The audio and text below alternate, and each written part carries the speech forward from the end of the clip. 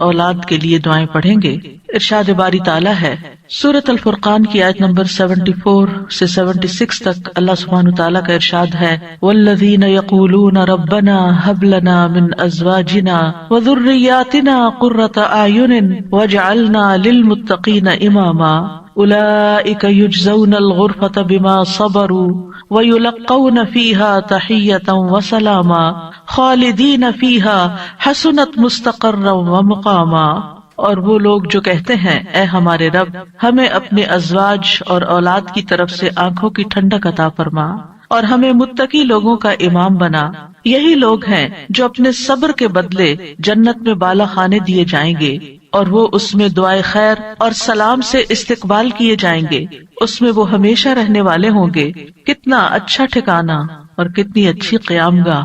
اولاد کے لیے دعا مانگنا انبیاء اور اہل ایمان کا شیوا رہا ہے۔ ابراہیم علیہ السلام نے دعا کی تھی ربی ھب لی من الصالحین، اے میرے رب مجھے نیک اولاد عطا فرما۔ اہل ایمان کی دعا اللہ تعالیٰ نے قرآن مجید میں ذکر کی ہے وَأَصْلِحْ لِي فِي ذُرِّيَّتِي، اور میری خاطر میری اولاد کی اصلاح کر دے۔ زکریا علیہ السلام نے دعا کی تھی فَهَبْ لِي مِن لَّدُنكَ وَلِيًّا يَرِثُنِي وَيَرِثُ مِنْ آلِ يَعْقُوبَ وَاجْعَلْهُ رَبِّ رَضِيًّا، مجھے اپنے پاس سے ایک وارث عطا فرما جو میرا وارث بنے اور آل یعقوب کا وارث ہو، اور اے میرے رب اسے پسند کیا ہوا بنا، وہ ایسا ہو جس سے تو راضی ہو جائے، وہ پسندیدہ ہو۔ ابراہیم علیہ السلام نے دعا کی تھی رب اجعلنی مقیم الصلاۃ ومن ذریتی ربنا وتقبل دعا، اے میرے رب مجھے بھی اور میری اولاد کو بھی نماز قائم رکھنے والا بنا، اے رب میری یہ دعا قبول فرما۔ اہل ایمان ہمیشہ اپنی اولاد کے لیے دعا کرتے ہیں۔ سورۃ الفرقان کی جو آیات میں نے آپ کے سامنے پڑھی ہیں یہ عباد الرحمان سے متعلق آیات ہیں کہ رحمان کے خاص بندے، رحمان کے پسندیدہ بندے اللہ تعالیٰ سے دعا کرتے ہیں کہ ربنا ھب لنا من ازواجنا وذریاتنا قرۃ اعین، کہ اللہ ہمیں اپنی ازواج سے اور اپنی اولاد سے آنکھوں کی ٹھنڈک عطا فرما۔ یاد رکھیے یہ دعا ہر صاحب ایمان کا شیوا ہے، ہر مومن کو یہ دعا کرتے رہنا چاہیے، چاہے ہماری اولاد نیک ہی کیوں نہ ہو، چاہے وہ فرما بردار ہی کیوں نہ ہو، چاہے وہ قرآن کی حافظ ہی کیوں نہ ہو، چاہے وہ دین کی عالم ہی کیوں نہ ہو، پھر بھی یہ دعا مانگتے رہنا چاہیے، اس لیے کہ دل رحمان کی 2 انگلیوں کے درمیان ہوتا ہے، وہ جیسے چاہے انہیں پھیر سکتا ہے۔ ہمیں نہیں معلوم کہ آج اگر ہماری اولاد دین پر ہے تو کل اس کا مستقبل کیا ہوگا، اس لیے کبھی بھی اس بارے میں بے فکر نہیں ہونا چاہیے۔ نیک سے نیک ترین اولاد بھی ہو، تہجد گزار بھی ہو، صائم اور قائم ہو، لیکن پھر بھی دعا کرتے رہیں۔ اگر آپ کی اولاد نیک ہے تو آپ کی دعائیں ان کی نیکی میں استقامت اور اضافے کا سبب بنے گی، یعنی وہ مزید نیک بنے گی، ان کے اندر مزید استقامت آئے گی اور پھر اسی طرح ان کا ایمان بھی بڑھے گا۔ اور اگر وہ نیک نہیں ہے اور اگر وہ آپ کی آنکھوں کی ٹھنڈک نہیں ہے تو اس دعا سے انشاءاللہ وہ آپ کی آنکھوں کی ٹھنڈک بنیں گے۔ تو ہم سب کو بھی یہ دعا کرتے رہنا ہے کہ اے اللہ ہماری اولاد کو نیک بنا اور ان کو متقین کا امام بنا، یعنی تقوی والوں کی صحبت میں ہوں اور تقوی والوں میں بھی سب سے آگے ہوں، تقوی والوں کو بھی مزید لیڈ کرنے والے ہوں، ان کی رہنمائی کرنے والے ہوں، اور پھر یہ کہ وہ ہماری آنکھوں کی ٹھنڈک بھی ہوں، یعنی جہاں وہ رب کے پسندیدہ ہوں وہاں وہ ہمارے لیے بھی باعث سکون ہو۔ اس کے ساتھ ساتھ انسان کے لیے لازم ہے کہ وہ اپنی اولاد کی نیک تربیت بھی کرتا رہے، کیونکہ تربیت کی کوشش کرنا جو ہے ایک صبر آزما کام ہے۔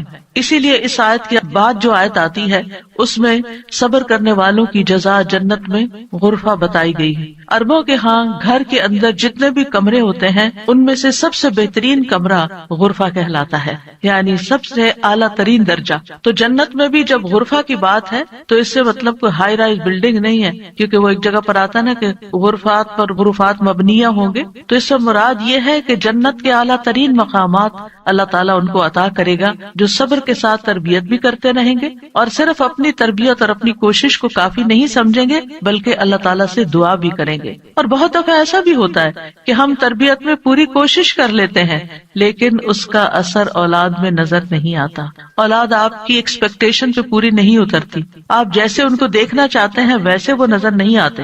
کیا ہم نوح علیہ السلام کی تربیت پہ کوئی شک کریں گے؟ ان کے 4 بیٹے تھے جن میں سے 3 بہترین بیٹے ثابت ہوئے، لیکن ایک بیٹا اپنے ہی راستے پر چل نکلا۔ تو اس میں انسان کی کوشش اگر ہو اور انسان کے بس میں ہو اولاد کی اصلاح، تو وہ سبھی کو سیدھا کر کے رکھ دے، لیکن یاد رکھیے کوشش ہماری، دعا ہماری، اور اس میں اثر ڈالنے والا اور اس کو ہماری آنکھوں کی ٹھنڈک بنانے والا صرف اور صرف ہمارا رب ہے۔ اس لیے مومن صرف اپنی کوششوں پہ بھروسہ نہیں کرتا، بلکہ وہ اپنے رب کو پکارتا رہتا ہے۔ اور پھر عام طور پر یہ ہوتا ہے کہ ہم اس دعا کو اپنی دعاؤں کا حصہ نہیں بناتے۔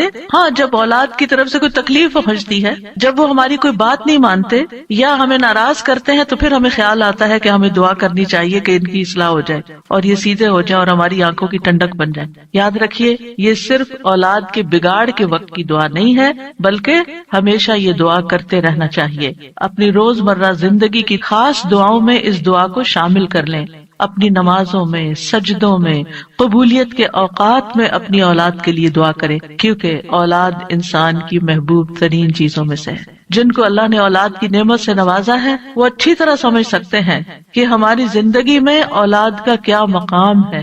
یعنی جب تک انسان والدین نہیں بنتا، ماں باپ نہیں بنتا، وہ اس بات کو سمجھ ہی نہیں سکتا کہ اولاد کیا چیز ہوتی ہے، کیونکہ انسان زندگی میں مختلف چیزوں سے محبت کرتا ہے، مختلف چیزوں کے ساتھ انسان کا لگاؤ ہوتا ہے، مختلف کام یا مختلف چیزیں اس کو پسند آتی ہیں۔ لیکن جب ایک عورت ماں بنتی ہے، ایک مرد جو ہے وہ باپ بنتا ہے، تو اس کے بعد اس کی زندگی میں جو تبدیلی آتی ہے، اس کے بعد اس کی زندگی کے اندر جو خوبصورتی آتی ہے، اس کے بعد اس کی زندگی کا جو محور اور مرکز بن جاتا ہے اور اس کی تمام توجہ کا مرکز جو چیز بن جاتی ہے، اور دن رات کی یہ ڈیوٹی 24/7 کی ہوتی ہے۔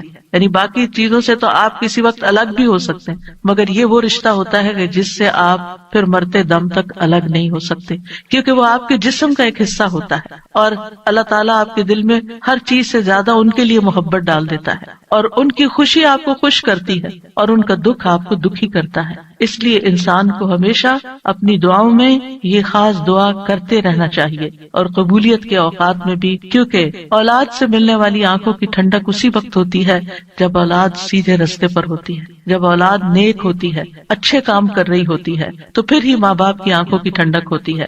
اور اس دعا کے دوسرے حصے میں اپنے لیے دعا ہے کہ اللہ ہمیں متقین کا امام بنا، یعنی اولاد جو ہے ہم اس کے ایک طرح سے امام ہوتے ہیں، جیسے حدیث میں آتا ہے نا، کلکم راعٍ وکلکم مسئول عن رعیتہ، تو ہر ایک ہم میں سے راعی ہے، ہر ایک لیڈر، ہر ایک ذمہ دار ہے۔ تو اللہ تعالیٰ ہمیں ماں باپ کی حیثیت میں ایسا رول ماڈل بنا کہ ہم متقی ہوں اور ہماری اولاد بھی متقی ہو، یعنی ہماری اولاد میں بھی نیکی ہو اور پھر ہم نیکی کے ساتھ آگے ان کی رہنمائی کرنے والے ہوں۔ اور ویسے جنرل سینس میں دیکھیں تو اس میں انسان کو ایک ہائیسٹ مقام حاصل کرنے کی دعا یہاں سکھائی گئی ہے، اور وہ کیا کہ انسان ایسا انسان ہو کہ جسے دیکھ کر لوگ متقی بن جائیں، یعنی دوسرے لفظوں میں یہ کہ نیکیوں میں سبقت کرنے والے ہوں، نیکیوں میں آگے بڑھنے والے ہوں، تاکہ دوسرے لوگ بھی ہمیں دیکھ کر نیک بن جائیں۔ مثلاً اگر ایک مرد اول وقت میں مسجد میں جا کر نماز پڑھتا ہے تو اس کے بچوں پر اس کا کیا امپریشن ہوگا؟ یعنی اگر باپ ذمہ دار ہے تو بچے بھی دیکھ کر کہیں گے کہ ہاں ہمیں بھی یہی کام کرنا ہے، کیونکہ بچے ابتدائی زندگی میں خاص طور پر باپ کو، ماں کو بہت فالو کر رہے ہوتے ہیں۔ پھر اسی طرح اگر آپ کا پڑوسی آپ کو دیکھتا ہے، آپ کے کولیگز آپ کو دیکھتے ہیں کہ آپ کی توجہ سب سے زیادہ کس چیز کی طرف ہے، تو وہ بھی آپ کی دیکھا دیکھی نیکی کے کام میں آگے بڑھتے ہیں، آپ صدقہ کرتے ہیں۔ اور کوئی آپ کو دیکھ رہا ہے، آپ کا مقصد نہیں دکھانا، لیکن کسی کو نظر آ جاتا ہے تو آپ کو دیکھ کر وہ بھی شروع کر دیتا ہے، تو آپ اس کے کیا بن گئے؟ امام، یعنی آپ لیڈ کر رہے ہیں، آپ آگے ہیں اور وہ آپ کو فالو کر رہے ہیں۔ تو ہمیں یہ دعا کرنی چاہیے اپنے لیے کہ اللہ ہمیں نیکی کے کاموں کا امام بنا، متقین کا امام بنا۔ تو یہاں ہم دیکھتے ہیں کہ یہ عباد الرحمن کی صفات میں سے ایک صفت ہے، اور وہ کہتے ہیں والذین یقولون ربنا ہب لنا۔ ہب کا لفظ جو ہے یہ ہبہ سے ہے، اور ہبہ کہتے ہیں بلا معاوضہ کوئی چیز دینا۔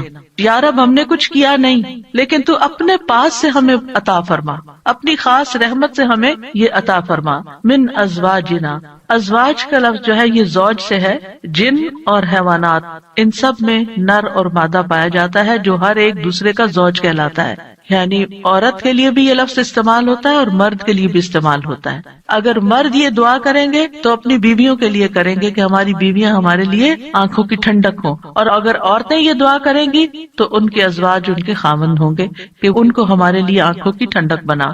اور ذریات سے مراد ذریت جو ہے صرف اولاد نہیں ہوتی، اولاد کی اولاد بھی ذریت کہلاتی ہے. کیونکہ آپ نے دیکھا ہوگا کہ جب آپ اپنی اولاد کے لیے دعا کرتے ہیں اور وہ کسی قابل ہوتی، بڑی ہوتی، پھر ان کے بچے پیدا ہوتے ہیں تو بعض اوقات اپنے بچوں سے زیادہ بچوں کے بچے پیارے ہو جاتے ہیں، اور اگر وہ نیک بنتے ہیں تو ہمیں آنکھوں کی ٹھنڈک نصیب ہوتی ہے، اور اگر بچوں کے بچوں میں کوئی بگاڑ آ جائے تو آپ ایکولی دکھ اور تکلیف میں مبتلا ہو جاتے ہیں. تو اس لیے یہ بہت جامع دعا ہے کہ ہم صرف اپنے لیے نہیں، اپنے بچوں کے لیے نہیں، بلکہ اپنی نسلوں کے لیے دعا کر رہے ہوتے ہیں. تو ربنا ہب لنا من ازواجنا وذریاتنا، اور ذریات میں قرۃ اعین، آنکھوں کی ٹھنڈک. آپ کو معلوم ہے کہ آنکھیں ٹھنڈی بھی ہوتی ہیں اور گرم بھی ہوتی ہیں. آنکھوں سے جب آنسو بہتے ہیں، خوشی کے آنسو بہیں تو آنکھیں ٹھنڈی ہوتی ہیں، اور اگر غم کے آنسو ہوں تو آنکھیں گرم ہو جاتی ہیں. تو آنکھوں کی ٹھنڈک کا مطلب ہے خوشی، مسرت. اور پھر یہ کہ آنکھوں کی ٹھنڈک ہو تو انسان پرسکون رہتا ہے، نیند بھی سکون سے آتی ہے. کہ بچوں کی طرف سے اگر انسان کو بے فکری ہو کہ وہ اچھے کام کر رہے ہیں، اچھی جگہ پر ہیں، سیف ہینڈز میں ہیں، تو انسان کے بہت سے غم، دکھ، پریشانیاں ختم ہو جاتی ہیں، وہ بے فکر ہو جاتا ہے.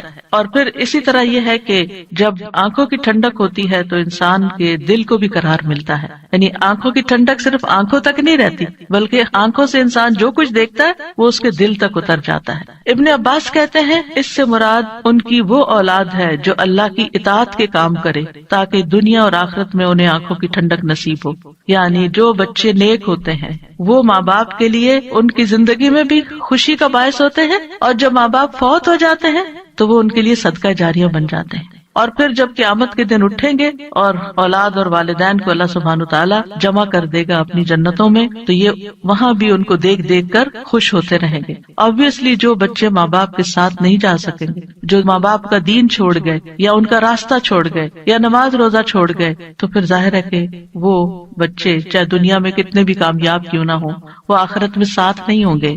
تو اس لیے جب یہ دعا کرتے ہیں تو اس میں ان کی ہدایت اور صلاح کی دعا بھی آ جاتی ہے. یعنی یہاں اس دعا سے مراد صرف بچوں کا ظاہری حسن اور خوبصورتی اور ان کی دنیا کی کامیابیاں اور دنیا میں ان کا مال و دولت کمانا، یہ بھی ٹھیک ہے، خوشی کی بات ہوتی ہے.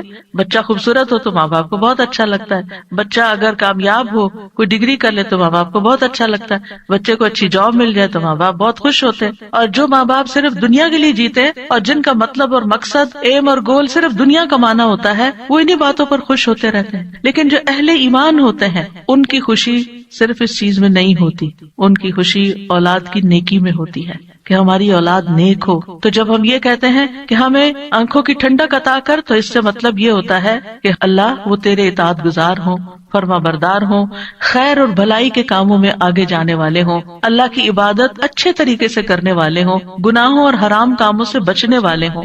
اور وجعلنا للمتقین اماما، کہ اللہ ہمارے ماتحت جتنے بھی لوگ ہیں وہ سب متقی ہوں. یعنی ایک طرف اولاد کے لیے دعا اور دوسری طرف ان لوگوں کے لیے جو ہمیں فالو کرتے ہیں یا جن کے اوپر ہم ذمہ دار بنائے گئے ہیں کہ یا اللہ ان کے اندر بھی تقویٰ پیدا کر دے. یعنی ہماری اولاد تو نیک ہو، لیکن آپ کے ساتھ جو لوگ کام کر رہے ہیں، جن کے آپ ذمہ دار ہیں، مثلاً اگر آپ استاد ہیں اور آپ کے شاگرد ہیں، یا آپ ایک لیڈر ہیں، کمیونٹی لیڈر ہیں اور آپ کے بہت سے فالوورز ہیں، یا اسی طرح اور جو بھی کام آپ لیڈرشپ رول میں کرتے ہیں، تو یا اللہ جو لوگ آپ کی جو ٹیم ہے، یا اللہ اس کو بھی متقی بنا دے، اس کے اندر بھی اپنی محبت پیدا کر دے. کتنی خوبصورت دعا ہے. ظاہر ہے کہ انسان انہی لوگوں کے ساتھ ہوتا ہے، یا تو گھر میں ہوتا ہے یا باہر کام پر ہوتا ہے. جب گھر میں ہوتا ہے تو کیا ہوتا ہے، بیوی اور بچوں کو دیکھ کر انسان اپنی آنکھیں ٹھنڈی کرتا ہے، اس کو ایک پرسکون ماحول ملتا ہے. اور جب وہ گھر سے باہر ہوتا ہے، اپنی جاب پر ہوتا ہے، اپنی ٹیم کے ساتھ ہوتا ہے، تو ان کی نیکی، ان کا اخلاق، ان کا تقویٰ دیکھ دیکھ کر اس کی آنکھیں ٹھنڈی ہوتی رہتی. سنسیئر مخلص ساتھیوں کا مل جانا یہ اللہ تعالیٰ کی بہت بڑی نعمت ہوتی ہے. اور پھر آپ دیکھیے کہ یہ نہ صرف ان کے تقویٰ کی دعا ہے، بلکہ جو خود متقی بننے کی خواہش رکھتا ہوگا وہی چاہے گا کہ اس کے ساتھی اور اس کے ماحول کے لوگ اور اس کے آس پاس کے لوگ تقوی والے ہوں. اور یہ معنی بھی اس کا بنتا ہے کہ یا اللہ تو ہمیں اتنا تقوی عطا کر کہ ہم متقین کے امام بن جائیں، یعنی ان متقین میں سے بھی سب سے آگے ہو تقوی میں. للمتقین اماما، یعنی ہمیں ہدایت کا امام بنا، لوگوں کو ہم سے ہدایت حاصل ہو، گمراہی کا امام نہ بنے.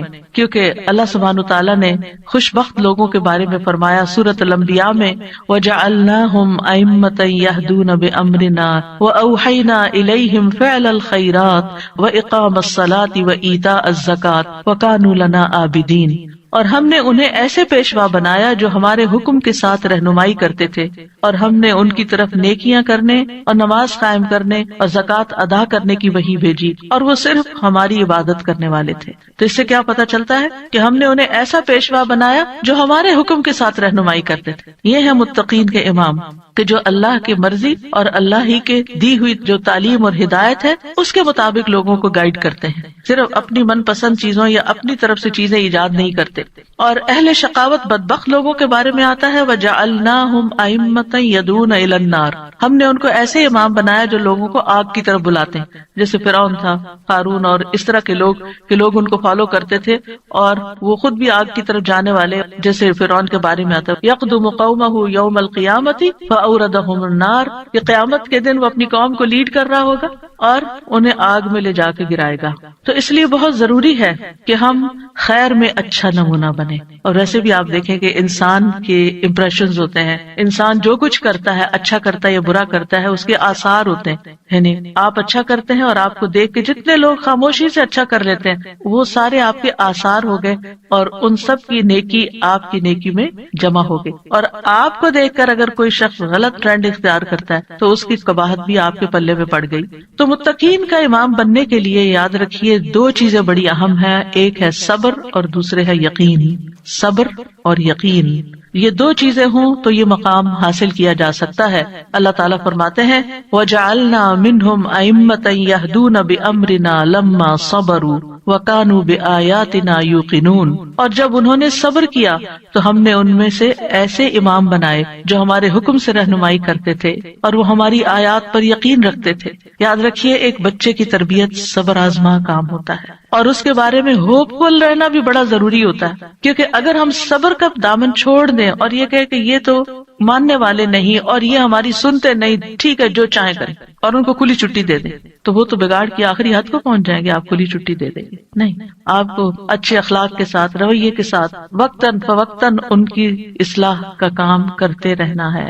اور یہ صبر آزما کام ہے. یعنی بعض اوقات آپ کا دل اندر سے کٹ رہا ہوگا، آپ شدید غصے کا شکار ہوں گے، شدید نفرت کا شکار ہوں گے ان کے کسی غلط کام پر، لیکن آپ اس کا ایسا اظہار نہیں کریں گے کہ جس سے وہ ہمیشہ کے لیے آپ کو خیر بات کہہ کے چلے جائیں اور آپ سے کٹ جائیں. کیونکہ آپ دیکھیں بہت سے بچے ایسے ہوتے ہیں جو ماں باپ کی نیگنگ سے اور ماں باپ کی بد اخلاقی اور بدسلوکی سے پھر وہ ہمیشہ کے لیے ان کو چھوڑ ہی جاتے ہیں. تو ایسا کوئی طریقہ اختیار نہیں کرنا کہ جس سے وہ دور ہوں، بلکہ محبت کے ساتھ. یعنی اگر ان کے اندر آپ دیکھتے ہیں کچھ چیزیں ایسی ہیں جو درست نہیں، تو محبت کے ساتھ اور صبر کے ساتھ دعائیں کرتے کرتے ان کی اصلاح کرتے جائیں. ہو سکتا ہے آپ اپنی زندگی میں نہ دیکھیں وہ دن جس کو آپ دیکھنا چاہتے ہیں، لیکن مرنے کے بعد آپ کو ان کی دعائیں پہنچ رہی ہیں، آپ کی وہ محنت ضائع نہیں جائے گی.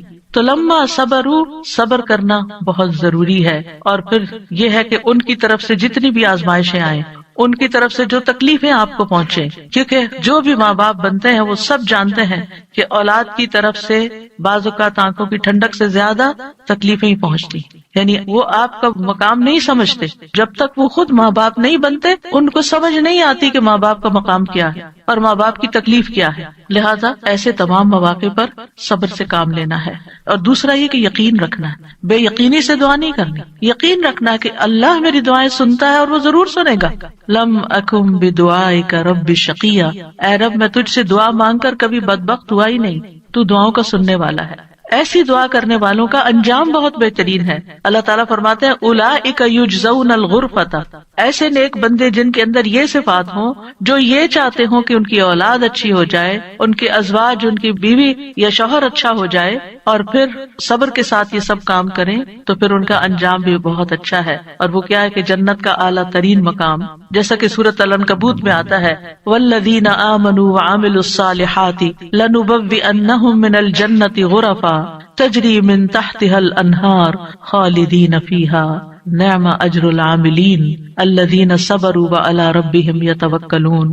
اور جو لوگ ایمان لائے اور انہوں نے نیک کام کیے ہم انہیں ضرور ہی جنت کے اونچے گھروں میں جگہ دیں گے، یعنی بہترین مقام پر جگہ دیں گے جن کے نیچے سے نہریں بہتی ہیں.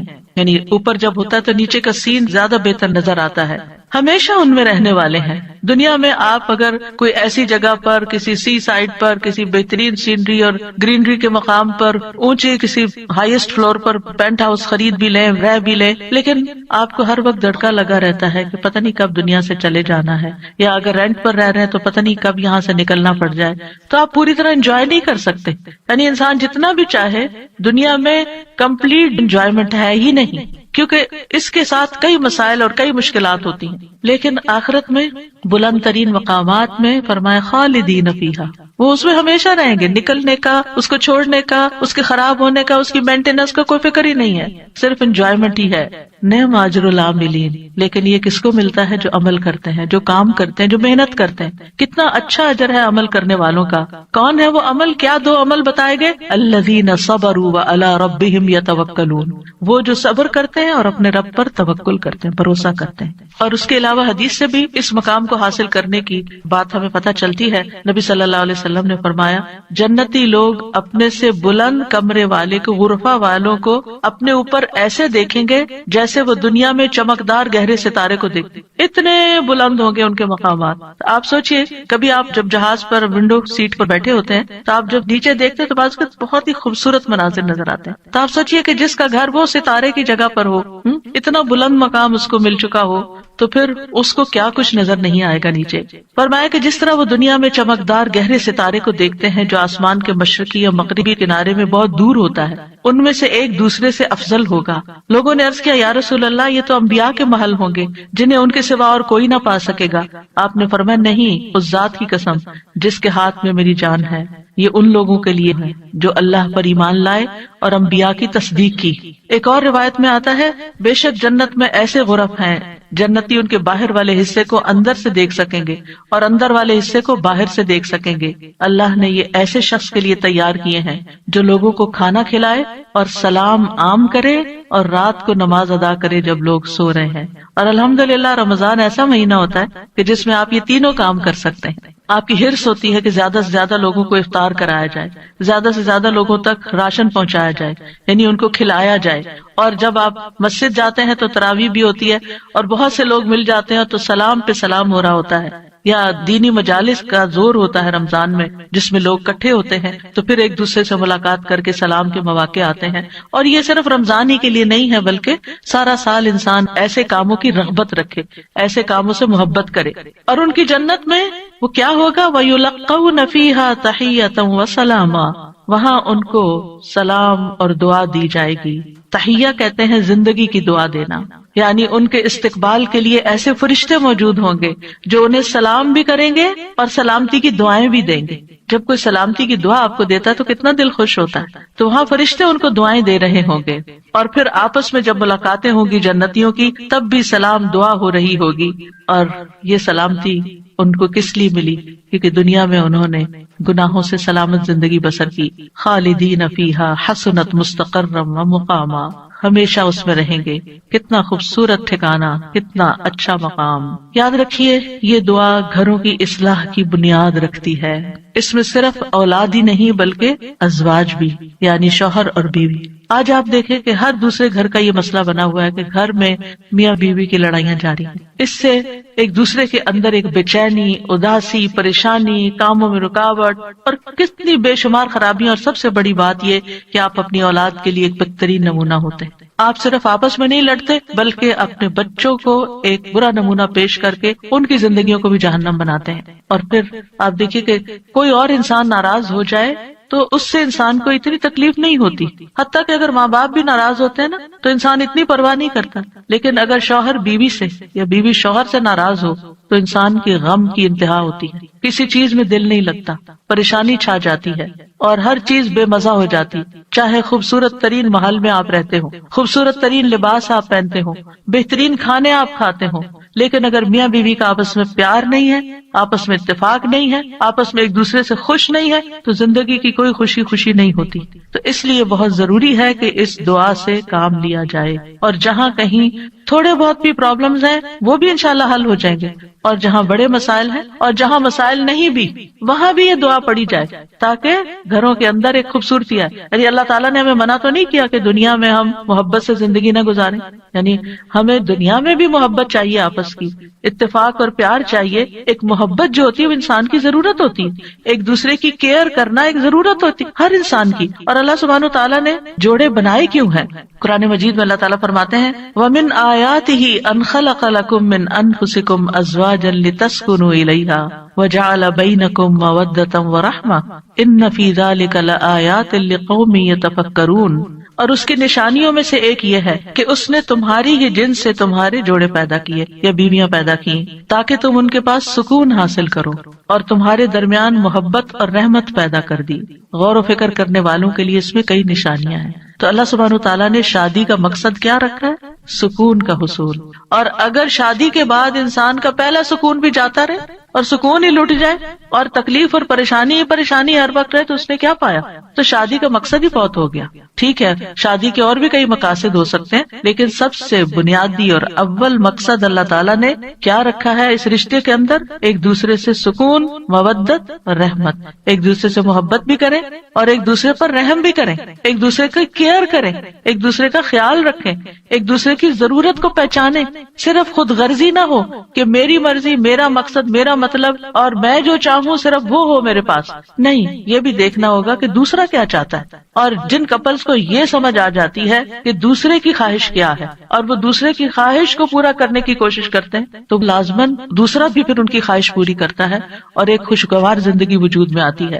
اسی طرح اللہ تعالیٰ نے سورۃ النحل میں بھی فرمایا وَاللَّهُ جَعَلَ لَكُم مِّنْ أَنفُسِكُمْ أَزْوَاجًا وَجَعَلَ لَكُم مِّنْ أَزْوَاجِكُمْ بَنِينَ وَحَفَدَةً وَرَزَقَكُم مِّنَ الطَّيِّبَاتِ أَفَبِالْبَاطِلِ يُؤْمِنُونَ وَبِنِعْمَةِ اللَّهِ هُمْ يَكْفُرُونَ. اور اللہ نے تمہارے لیے تمہارے نفسوں سے بیویاں پیدا کی اور تمہارے لیے تمہاری بیویوں سے بیٹے اور پوتے پیدا کیے، یعنی اللہ نے ان سے تمہیں اولاد دی اور اس نے تمہیں پاکیزہ چیزوں سے رزق عطا کیا.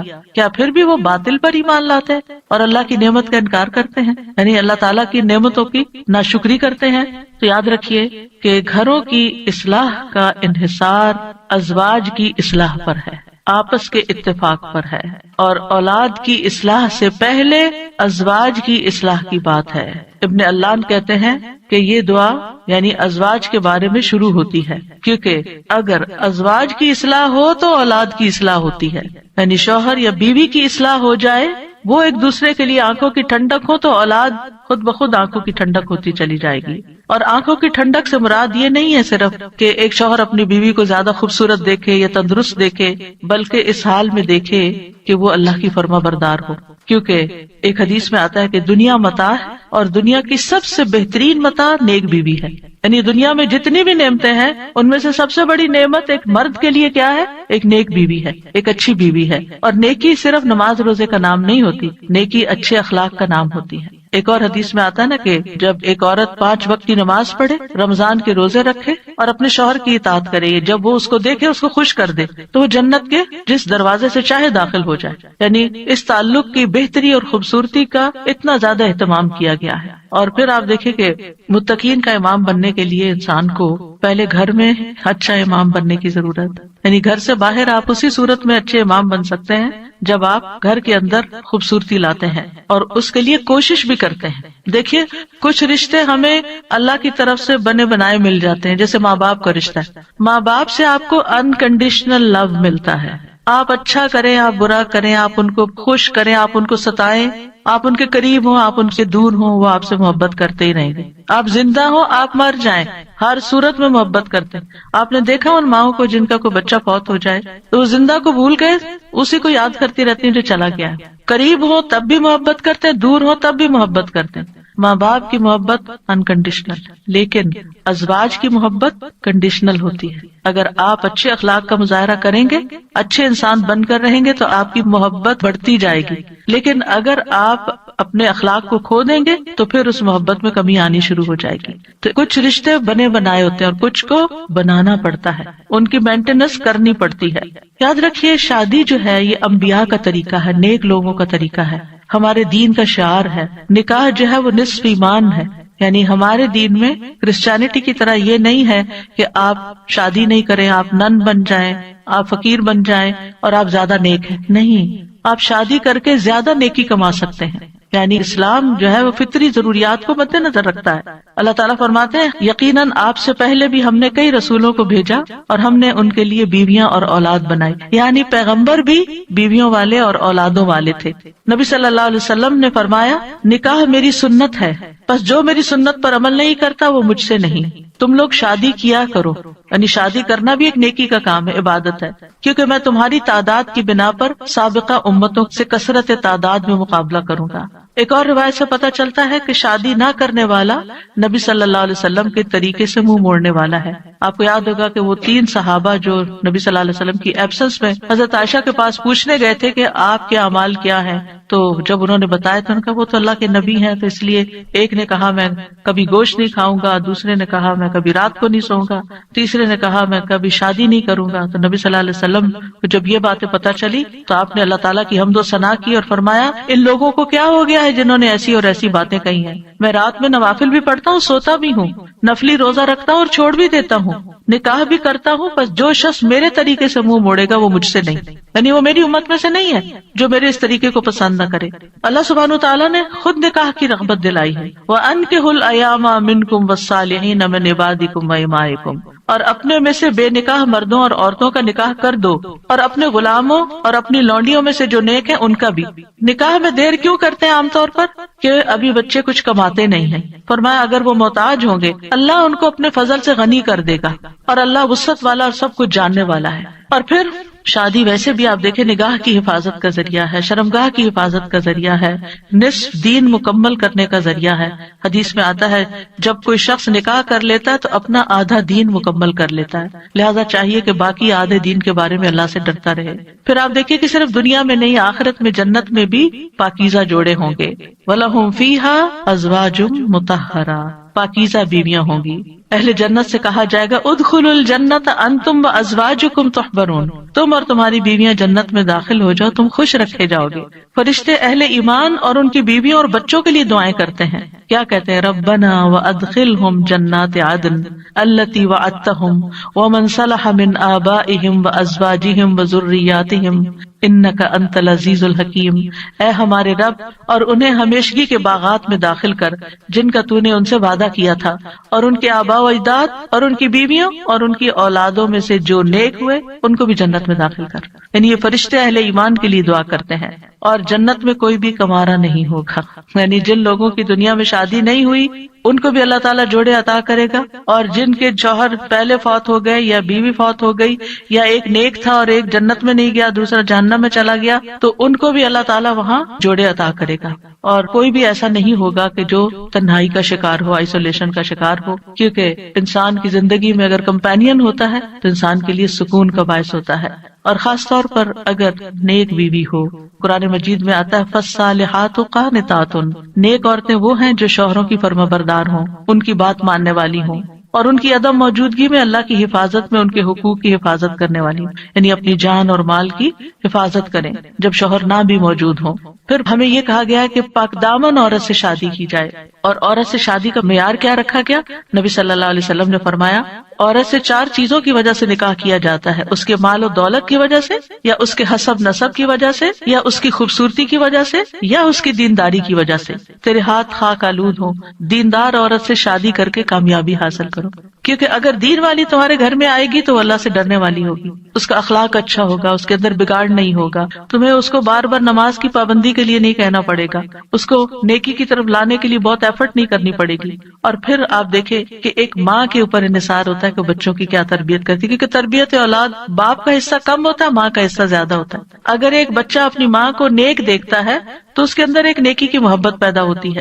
تو بہرحال یہ رشتے جو ہیں ان کے لیے دعا بھی ہے اور اس کے ساتھ ساتھ انتخاب بھی اچھا ہو، اور پھر ان کو بنانے کے لیے کوشش بھی رہے۔ اللہ تعالیٰ مردوں کو حکم دیتے ہیں وَعَاشِرُوهُنَّ بِالْمَعْرُوفِ، عورتوں کے ساتھ بھلے طریقے سے زندگی بسر کرو، یعنی ان کے حقوق ادا کرو، اور ایک دوسرے سے محبت کرنا جو ہے یہ بھی دین کا حصہ ہے۔ عقبہ بن عامر کہتے ہیں میں نے رسول اللہ صلی اللہ علیہ وسلم کو یہ فرماتے ہوئے سنا کہ اسلام میں جائز لہو میں 3 چیزیں آتی ہیں: انسان کا اپنی بیوی کے ساتھ دل لگی میں مصروف ہونا، ہنسی مذاق کرنا، اپنے گھوڑے کی دیکھ بھال کرنا یعنی اس کے ساتھ ٹائم سپینڈ کرنا، اور تیر اندازی کرنا۔ بظاہر دیکھا جائے تو یہ ٹائم ویسٹر بھی ہو سکتے ہیں، لیکن یہ ہمارے دین میں ایک نیکی تصور کیے جاتے ہیں۔ یہ شغل جو ہے یا یہ ہابیز جو ہیں یہ پسندیدہ ہے۔ پھر یہ ہے کہ شوہر اور بیوی کو ایک دوسرے کا حق ادا کرنا ہے، کیونکہ یہ حقوق اللہ نے ایک دوسرے کے ذمے رکھے ہیں اور اللہ تعالیٰ قیامت کے دن پوچھے گا۔ بعض اوقات ایک بیوی یہ کہتی ہے کہ میں شوہر کا حق نہیں دیتی کیونکہ وہ بھی میری فلاں بات نہیں مانتا، یا شوہر یہ کہتا ہے میں بیوی کا حق نہیں دیتا کیونکہ میری وہ فلاں بات نہیں مانتی۔ نہیں، جب تک آپ اس رشتے میں ہیں دونوں کو ایک دوسرے کا حق دیتے رہنا چاہیے۔ اور کیوں دینا چاہیے؟ کہ اللہ کا حکم ہے، اس لیے نہیں کہ شوہر خوش ہوگا یا بیوی خوش ہوگی، اس لیے کہ میرے رب کا حکم ہے، اس لیے مجھے یہ کام کرنا ہے۔ اور جب آپ رب کو راضی کرتے ہیں تو رب بندوں کو بھی آپ سے راضی کر دیتا ہے۔ پھر اسی طرح یہ ہے کہ ایک دوسرے سے اچھے اخلاق کے ساتھ پیش آنا۔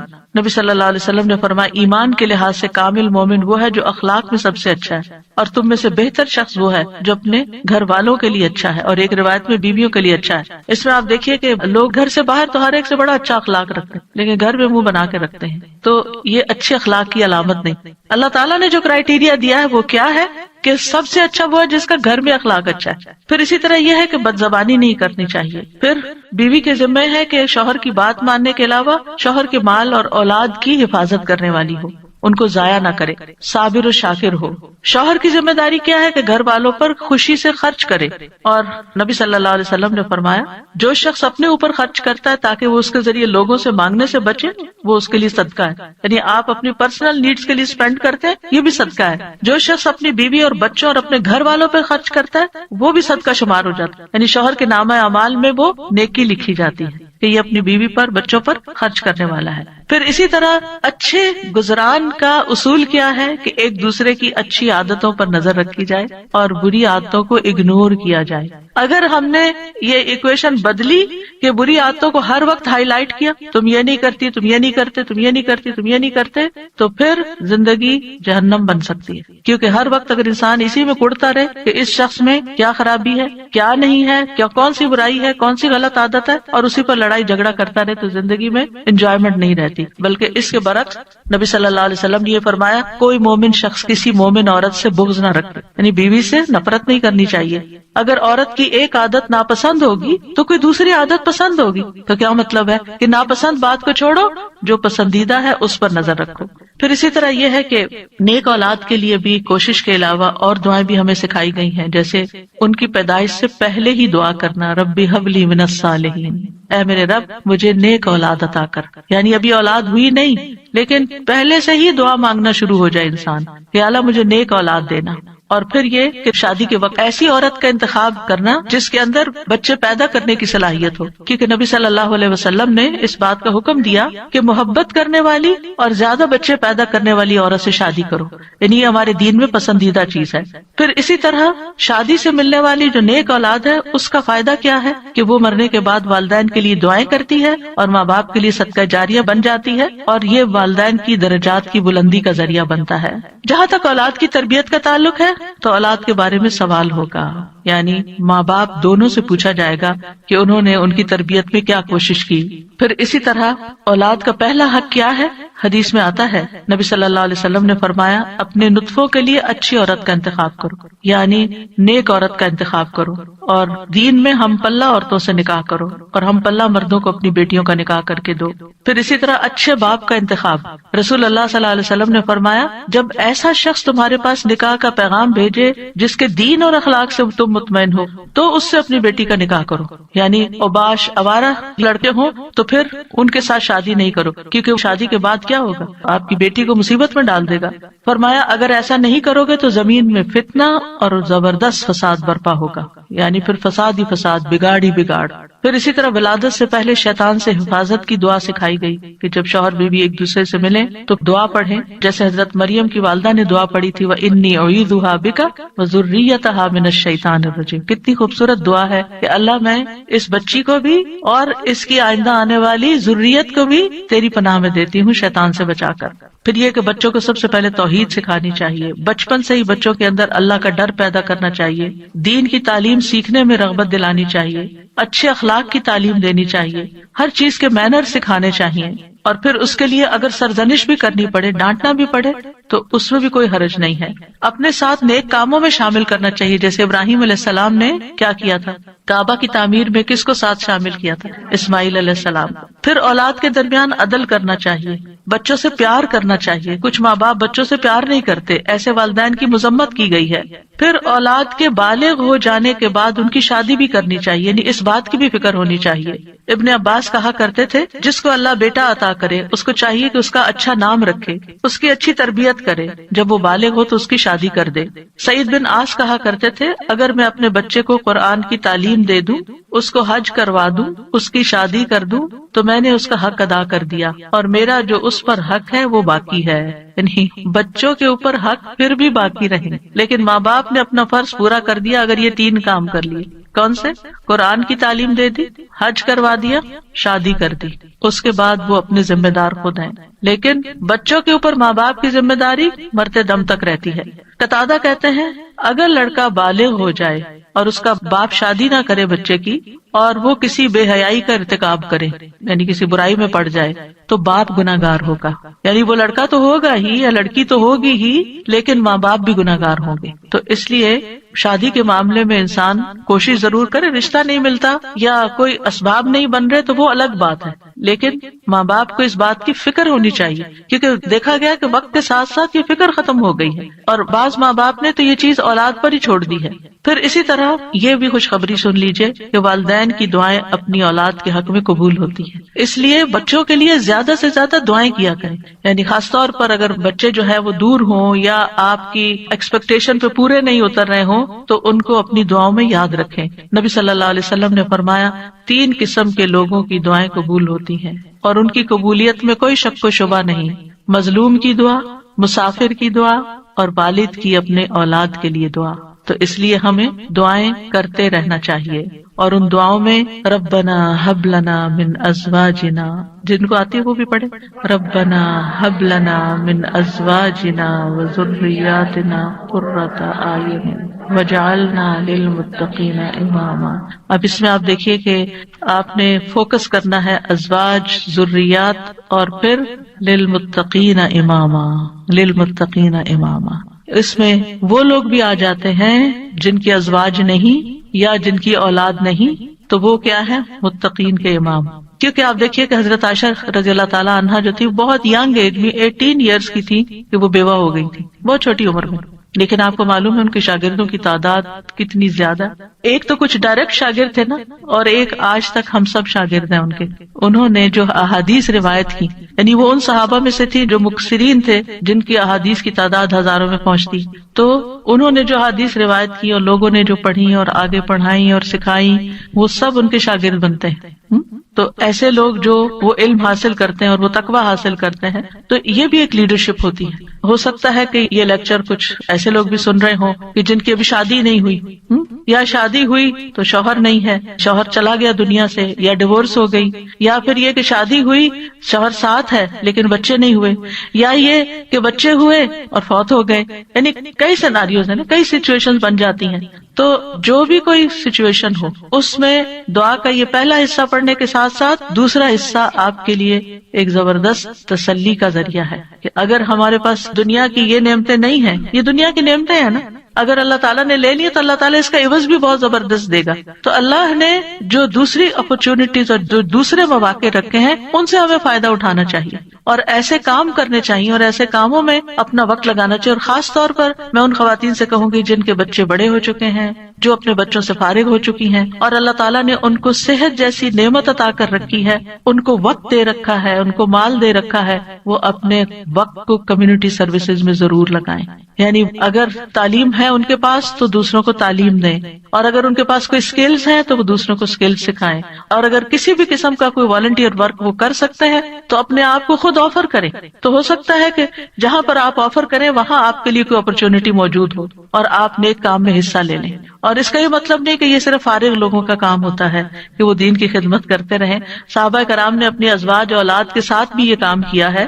یاد رکھیے جس طرح ہم اپنی دنیا کو بنانے کے لیے, اپنی اولاد کو سنوارنے کے لیے ہم کوشش کرتے ہیں, اسی طرح ہمیں دوسروں کی اولاد اور دوسرے لوگوں کی بھی فکر ہونی چاہیے, ان کے لیے بھی خیر خواہی کرنی چاہیے. اور میں نے اپنی زندگی میں ایکسپیرینس کیا ہے کہ میں نے شاید اپنے بچوں سے زیادہ دوسروں کی فکر کی ہے اور اللہ تعالیٰ نے وہ خیر واپس لوٹا دی. یعنی اپنی اولاد کو شاید اتنا وقت جتنا ایک عام ایوریج ماں باپ دیتے ہیں اتنا شاید نہ دے سکی, لیکن الحمدللہ اللہ سبحانہ وتعالیٰ نے وہ خیر قبول کی اور میرے بچوں کو بھی ہدایت دے دی. تو ایسا نہیں ہوتا کہ جب ہم خیر بانٹتے ہیں تو خود خیر سے محروم ہو جاتے ہیں. کوئی امتحان آزمائش تو ہو سکتی ہے.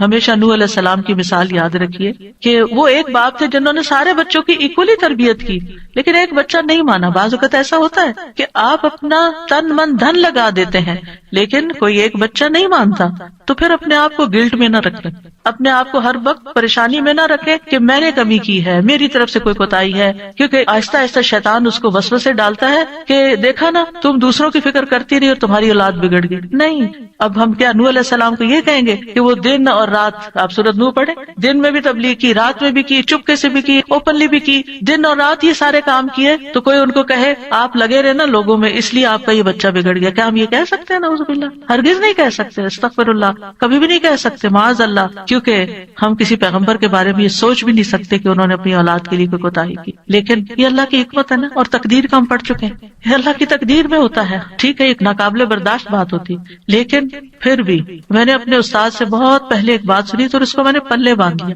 انہوں نے کہا تھا, تفسیر کی کلاس میں تفسیر پڑھاتے تھے میں ماسٹرز میں, انہوں نے کہا کہ اگر آپ چاہتے ہیں نا آپ کا بچہ کھائے, کیونکہ مائیں بڑی پریشان رہتی, بچہ کھاتا نہیں ہے, آپ دوسروں کے بچوں کو کھلائیں.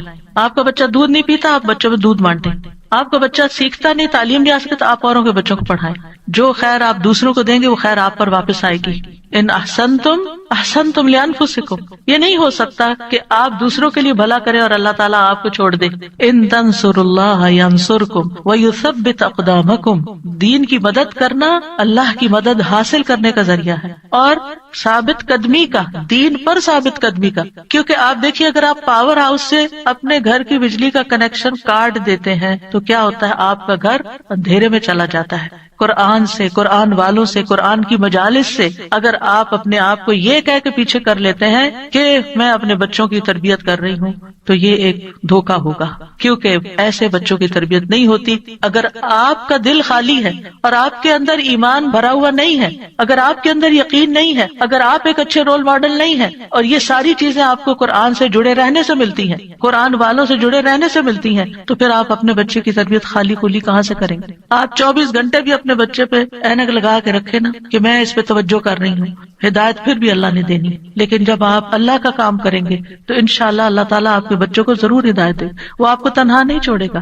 اور اگر پھر بھی ان کو ہدایت نہیں ملتی تو معلوم نہیں اللہ کی کیا حکمت ہے جو ہمیں نہیں پتا. ہمیں نہیں پتا, ہو سکتا ہے کسی ایک بچے کی تکلیف ہمارے اللہ کے ساتھ جڑے رہنے کا ذریعہ بن جائے. بعض اوقات ایسا ہوتا ہے نا کہ ساری نعمتیں ملی ہوتی, سارے بچے بہت آؤٹ اسٹینڈنگ ہوتے ہیں, ایک بچہ پڑھ کے ہی نہیں دیتا. میری اپنی ایک رشتے دار ہے, ماشاءاللہ 6 بچے ان کے, 5 ڈاکٹر ہیں, ایک نہیں بنی. تو اب اللہ کی مرضی نا, باپ بھی ڈاکٹر, سارا گھرانہ ڈاکٹرز کا, لیکن جو نہیں بنی اب وہ سارا وقت اپنے آپ کو کوسے, شاید میں نے اس کی تربیت میں کوئی کمی کی, شاید میں نے اس کو صحیح سے نہیں پڑھایا. نہیں بھائی, اس کی نہیں تھی دلچسپی. ہر کوئی ڈاکٹر نہیں بننا چاہتا, ہر کوئی دین کا عالم نہیں بننا چاہتا, ہر کوئی وہ کام نہیں کرنا چاہتا جو آپ اس کے لیے سجیسٹ کر رہے ہیں. اس کی اپنی ایک سوچ ہے, اس کی اپنی ایک رائے ہے. تو اس میں بچوں کو مارجن بھی دیں، اس میں تھوڑی سی آزادی بھی دیں، اور ان کے لیے خوب دعائیں کریں، کیونکہ جب ہماری زندگی میں کوئی مشکل آ جاتی ہے نا، کوئی آزمائش آ جاتی ہے، تو پھر کیا ہوتا ہے، ہم اللہ سے اور قریب ہو جاتے ہیں۔ بعض اوقات پتہ کیا ہوتا ہے، ہم نماز کے ساتھ چند نوافل پڑھ لینا ایکسٹرا، اور چند نفلی روزے رکھ لینا، اور حج کے ساتھ عمرہ بھی کر لیں، پھر ہم اپنے آپ کو کیا سمجھنے لگتے ہیں، ہم بہت نیک ہو گئے، ہم نے بہت اچھے اچھے کام کر لیے ہیں۔ لیکن ہوتا کیا ہے کہ ابھی کمی ہوتی ہے کہیں اور ہمیں پتہ نہیں ہوتا، اتنے میں اللہ کی طرف سے کوئی آزمائش آ جاتی ہے، پھر جو ہماری دعاؤں میں رونا ہوتا ہے، اور پھر جو ہماری دعاؤں میں اخلاص ہوتا ہے، اور پھر جو ہماری دعاؤں میں اصرار ہوتا ہے اور تکرار ہوتا ہے اور ہمارا تڑپنا ہوتا ہے، وہ اس سے پہلے نماز، روزہ، حج، زکوٰۃ کسی چیز میں نہیں تھا۔ ہم آزمائش کے ساتھ جتنے اللہ کی طرف جاتے ہیں، نعمتوں کے ساتھ اتنے نہیں جاتے، یہ مانی ہوئی بات ہے، ہم سب کا تجربہ ہے۔ تو اس لیے بہت ضروری ہے کہ ہم کوشش کریں اور اس کے ساتھ ساتھ اللہ سے دعا کرتے رہیں، وَجْعَلْنَا لِلْمُتَّقِينَ إِمَامًا، اللہ ہمیں متقی ساتھی دے، متقی دوست دے، متقی اٹھنے بیٹھنے والے دے، ایسے لوگوں میں اٹھے بیٹھے ملیں جلیں اور ان کی رہنمائی کریں کہ جو تقوی والے ہوں، تاکہ ہمارے تقوی میں بھی اضافہ ہوتا چلا جائے، کیونکہ انسان اپنے ماحول کی پیداوار ہوتا ہے، جس طرح کے دوستوں میں، جس طرح کے لوگوں میں وہ رہتا ہے، ویسی ہی سوچ اس کی بننا شروع ہو جاتی ہے۔ اور پھر ابراہیم علیہ السلام کی دعا بھی کہ رب ہب لی من الصالحین، کہ اللہ اپنے پاس سے ہی صالح بچہ دے دے، میں تو نیک بنانے سے رہا۔ اور یہ ابراہیم علیہ السلام مانگ رہے ہیں، اور اللہ سبحانہ وتعالیٰ نے پھر ان کو کیسی نیک اولاد عطا کی۔ اسماعیل علیہ السلام کتنے فرما بردار تھے، اسحاق علیہ السلام کتنے غلام علیم تھے، علم والے، اور ان کی نسل میں بھی علم آیا۔ اور پھر آپ دیکھیے کہ ابراہیم علیہ السلام نے یہاں صرف یہ نہیں کہا کہ رب ہب لی من الصالحین، بلکہ اس سے پہلے ایک بات کہی تھی، وہ کیا تھی؟ سورہ صافات میں وقال انی ذاہب الی ربی سیہدین، میں اپنے رب کی طرف جا رہا ہوں، میں رب کا بن رہا ہوں، وہ مجھے ہدایت دے گا۔ پھر مانگا اللہ مجھے نیک اولاد بھی دے۔ ہم کیا کرتے ہیں، ہم خود تو نیک بنتے نہیں، انی ذاہب الی ربی کرتے نہیں، نہ نیکی کی طرف جاتے ہیں، نہ نیک کام کرتے ہیں، نہ دین کا کام کرتے ہیں، اور پھر ہم کہتے ہیں اللہ مجھے نیک اولاد دے، میری اولاد کو نیک بنا دے۔ یہ کیسے ہوگا؟ پہلے آپ خود تو بنے، پہلے آپ خود تو وہ کام کریں کہ جو آپ کو کر کے دکھانے ہیں بچے کو کہ ایسے نیک کام کرتے ہیں۔ اور پھر آپ دیکھیں کہ ابن جریر طبری کہتے ہیں کہ ابراہیم علیہ السلام کی دعا یہ تھی کہ اللہ مجھے اپنی طرف سے ایسا بیٹا عطا کر جو نیک لوگوں میں سے ہو، ایسے لوگ جو تیری اطاعت کرتے ہیں، تیری نافرمانی نہیں کرتے، زمین میں اصلاح کے کام کرتے ہیں اور زمین میں فساد برپا نہیں کرتے، یعنی مجھے ایسی اولاد چاہیے۔ اس سے یہ بات بھی پتہ چلتی ہے کہ انسان خواہ کتنا ہی قدر و منزلت والا ہو، خلیل اللہ ہی کیوں نہ ہو، پھر بھی وہ اللہ کا محتاج ہے، پھر بھی وہ اللہ تعالیٰ سے دعائیں کرے کہ ربی حب لی من الصالحین۔ اور اصلاح کی اپنی ایک اہمیت ہے، یعنی صرف اولاد نہیں مانگی بلکہ نیک اولاد مانگی، کیونکہ صرف اولاد آپ کے لیے مصیبت کا سبب ہو سکتی ہے، اور نیک اولاد آپ کے لیے آنکھوں کی ٹھنڈک کا سبب ہوگی۔ اور پھر یہ کہ ابراہیم علیہ السلام کی دعاؤں میں وَمِن ذُرِّيَّتِنَا أُمَّةً مُسْلِمَةً لَكَ، سبحان اللہ، اتنی بڑی دعا مانگ لی، یعنی صرف نیک اولاد نہیں بلکہ ہماری ذریات، یعنی اولاد کی اولاد، اولاد کی اولاد، اولاد کی اولاد، اس میں ایک امت مسلمہ پیدا کرتے۔ کتنے خوبصورت الفاظ کا چناؤ تھا۔ پہلے حبلی کہا، اللہ تحفہ چاہیے تیری طرف سے، ہدیہ چاہیے، ہبہ چاہیے، میں نے کچھ نہیں کیا، مجھے تیری طرف سے عنایت چاہیے کہ تو مجھے ایسا بیٹا عطا کر دے کہ جس کے اندر فطرت میں اندر خیر ہو، اندر نیکی ہو، اور بڑا ہو کے وہ اچھے کام کرے۔ اور پھر صرف یہ نہیں، وَمِن ذُرِّيَّتِنَا أُمَّةً مُسْلِمَةً لَكَ، اللہ ہماری اولاد میں سے ایسے لوگ پیدا کر جو تیرے فرما بردار مُسْلِمَةً لَكَ ہوں۔ اور پھر آپ دیکھیے کہ کس طرح اللہ سبحانہ تعالیٰ نے ابراہیم علیہ السلام کو نوازا۔ سبحان اللہ، ابو الانبیاء ہے، انبیاء کے باپ ہیں۔ اور پھر آپ دیکھیے کہ جتنے بھی الہامی مذاہب ہیں، کرسچینٹی ہے یا جوڈازم ہے، اسلام ہے، ان سب کے وہی لیڈر ہیں۔ اللہ تعالیٰ نے کہا تھا نا، انی جاعلک للناس اماما، یا ابراہیم میں تمہیں لوگوں کا امام بنانے والا ہوں۔ اور کس طرح پھر اللہ تعالیٰ نے ان کو امام بنایا۔ پھر اسی طرح اگر اولاد نہ ہوتی ہو تو پھر یہ دعا کرتے ہیں، رب لا تذرنی فردن وانت خیر الوارثین، اے میرے رب تو مجھے اکیلا نہ چھوڑ، تو ہی سب وارثوں میں سے بہتر وارث ہے۔ یہ زکریا علیہ السلام کی دعا تھی کہ رب لا تذرنی فردن وانت خیر الوارثین، تو اللہ نے دعا قبول کر لی۔ فاستجبنا لہ ووہبنا لہ یحییٰ، ہبہ ہے یہاں بھی، اور ہم نے اس کو یحییٰ عطا کیا۔ واصلحنا لہ زوجہ، اور اس کی بیوی کی اصلاح کر دی۔ کیوں؟ انہم کانوا یسارعون فی الخیرات، کیونکہ وہ نیکیوں میں سبقت کرتے تھے، نیکیوں میں دوڑ دوڑ کے جاتے تھے. ویدعوننا رغبا ورہبا، اور وہ ہمیں رغبت اور رہبت، امید اور خوف کے ساتھ پکارتے تھے. وکانوا لنا خاشعین، یہ تین چیزیں دعاؤں کی قبولیت کا ذریعہ ہیں. نیکی کے کاموں میں تیز جانا، جلدی کرنا، سستی نہ کرنا. یسارعون، سرعت سے ہے یہ لفظ، کہ ان انبیاء کی دعائیں کیوں قبول ہوئی؟ کیونکہ وہ نیکی کے کاموں میں تیزی دکھاتے تھے. دوسرے دعائیں کرتے تھے. وَيَدْعُونَنَا رَغَبًا وَرَهَبًا، یعنی کوشش بھی کرنی ہے، بھاگنا بھی ہے اللہ کی طرف، اور دوسرے دعائیں کرنی ہے. اور تیسرے تکبر میں نہیں آنا. وَكَانُوا لَنَا خَاشِعِينَ، وہ ہمارے لیے خشوع کرنے والے تھے. ابن قیم کہتے ہیں نیک اعمال کرنا اور اس کی طرف سبقت لے جانا دعا کی قبولیت کے بڑے اسباب میں سے ہے، اسی لیے اللہ تعالیٰ نے ان کی دعائیں قبول کر لی. پھر ایک اور دعا ہے جو حضرت زکریا علیہ السلام نے ہی مانگی، ربی ہب لی من لدنک ذریۃ طیبہ انک سمیع الدعاء، اے میرے رب مجھے اپنی طرف سے نیک اور پاکیزہ اولاد عطا فرما، بے شک تو ہی دعائیں سننے والا ہے. یعنی ہبہ وہ ہوتا ہے نا جو بغیر معاوضے کے خوش دلی اور احسان کے طور پر کسی کو کوئی چیز دے دی جائے. یعنی ایک ہبہ ہوتا ہے کہ ہدیہ ہوتا ہے، ایک صدقہ ہوتا ہے. تو صدقہ وہ ہوتا ہے جس سے آخرت کا اجر و ثواب چاہیے، اور ہدیہ وہ ہوتا ہے جس سے تحفہ دینے والے اور جس کو تحفہ دیا گیا اس کے درمیان محبت پیدا کرنا مقصود ہوتا ہے. یعنی ہدیہ محبت کے لیے ہوتا ہے، اور ہبہ جو ہے وہ کسی مقصد کے لیے ہوتا ہے. ہبہ وہ چیز ہوتی ہے کہ جس کو ہبہ کی جاتی ہے صرف اس کا فائدہ مطلوب ہوتا ہے. ٹھیک ہے، مطلب یہ تھا کہ اے اللہ مجھے اپنے پاس سے ایسا ہدیہ دے جو بغیر کسی عوض کے، میری بغیر کسی کوشش اور محنت کے ہو، تو بس تو آپ عطا کر دے. من لدن کا، اپنے پاس سے دے دے، کیونکہ تیرے پاس تو سب کچھ ہے. اور پھر ذریۃ طیبہ دے جو اپنے اقوال و افعال میں پاک ہو، جسموں میں پاک ہو. انک سمیع الدعاء، آپ تو دعائیں سننے والے. یہ محبت اور رحمت کو کھینچ لانے والی بات ہے. تو دعا کرنا جو ہے انبیاء کی سنت ہے. اور پھر اللہ کی جگہ یا اللہ کہنے کی بجائے رب بھی کہا گیا ہے، رب کو وسیلہ بنا کر دعا کی گئی ہے. اسی لیے آپ دیکھیں انبیاء کی ساری دعائیں ربنا سے شروع ہوتی ہیں یا ربی سے شروع ہوتی ہیں. اور پھر صرف اولاد نہیں، نیک اولاد، اور پھر اولاد کو نیک بنانے کے اسباب بھی. اور پھر یہ یقین کہ دعا تقدیر کو بدل دیتی ہے. حضرت زکریا انتہائی بوڑھے تھے لیکن انہوں نے یقین سے دعا کی. اور پھر ابراہیم علیہ السلام کی دعا، رب اجعلنی مقیم الصلاۃ ومن ذریتی ربنا وتقبل دعا، اے میرے رب مجھے بھی اور میری اولاد کو بھی نماز قائم رکھنے والا بنا. اے میرے رب میری یہ دعا قبول فرما.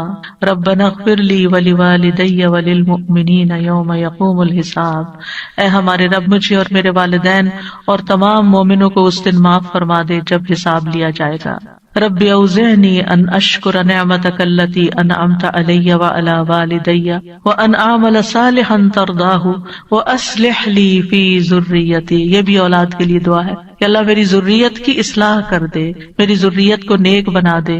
انی تبت الیک، میں تیری طرف واپس پلٹتا ہوں، توبہ کرتا ہوں. وانی من المسلمین، اور بلا شبہ میں فرما بردار ہوں. اور ربنا واجعلنا مسلمین لک ومن ذریتنا امۃ مسلمۃ لک وارنا مناسکنا وتب علینا انک انت التواب الرحیم. اے ہمارے رب ہم دونوں کو، یعنی ابراہیم اور اسماعیل علیہ السلام نے مانگی تھی دعا، اپنا فرما بردار بنا لے، اور ہماری اولاد میں سے ایک جماعت پیدا کر جو تیری فرما بردار ہو، اور ہمیں اپنی عبادت کے طریقے بتلا اور ہماری توبہ قبول فرما. بے شک تو بڑا توبہ قبول کرنے والا، نہایت رحم کرنے والا ہے. اور پھر آپ دیکھیے کہ کس طرح اللہ سبحانہ وتعالیٰ نے وہ دعا قبول کی اور محمد صلی اللہ علیہ وسلم ان کی اولاد میں پیدا ہوئے اور پھر ان سے امت مسلمہ پیدا ہوئی. تو یہ دعا جو ہے اس کی قبولیت میں بہت عرصہ لگا تھا لیکن قبول ہوئی. تو اس لیے انسان کو مایوس نہیں ہونا چاہیے. اور اسی طرح یہ دعا جو مسنون دعا ہے، اللہم انی اعوذ بک من جار السوء ومن زوج تشیبنی قبل المشیب ومن ولد یکون علی ربا یا ربا ومن مال یکون علی عذابا ومن خلیل ماکر عینہ ترانی وقلبہ یرعانی ان رأى حسنۃ دفنها واذا رأى سیئۃ اذاعها. اے اللہ میں تیری پناہ طلب کرتا ہوں برے پڑوسی سے، برا نیبر نہیں ہو، اور ایسے ساتھی سے، زوج سے، شوہر یا بیوی ایک دوسرے کے لیے، جو مجھے بڑھاپے سے پہلے بوڑھا کرتے یعنی پریشان کر کر کے، اور ایسی اولاد سے جو مجھ پہ آقا بن بیٹھے یعنی مجھ پہ اپنا حکم چلائے، ایسے مال سے جو میرے لیے عذاب کا باعث بن جائے، یعنی کئی دفعہ مال انسان کے لیے مصیبت بن جاتا ہے، ایسے چال باز دوست سے جس کی آنکھیں مجھے دیکھ رہی ہوں اور جس کا دل میری نگرانی کرتا ہے، یعنی وہ میرے عیبوں کو ہی دیکھتا رہے اور میرے حالات کا جائزہ لیتا رہے، اور وہ میری ہر نیکی کو دباتا جائے اور برائی کو نشر کرے۔ کچھ ایسے بھی لوگ ہوتے ہیں نا آپ کے آس پاس کہ جو آپ کو اپنا دوست بتاتے ہیں، یعنی آپ کے لیے اپنی دوستی ظاہر کرتے ہیں، لیکن وہ آپ کی ہر نعمت سے جلتے ہیں اور آپ کی ہر خرابی سے خوش ہوتے ہیں، اور آپ کے اندر کوئی کمی بیشی ہو تو جا کے دوسروں میں نشر کر دیتے ہیں۔ تو یہاں 5 چیزوں کی برائی سے بچنے کی دعا کی گئی ہے: برا پڑوسی، بد اخلاق مرد یا عورت، نافرمان اولاد، عذاب بننے والا مال، اور چال باز دوست۔ تو بہرحال یہ تھا آج کا ہمارا پروگرام۔ وآخر دعوانا ان الحمد للہ رب العالمین۔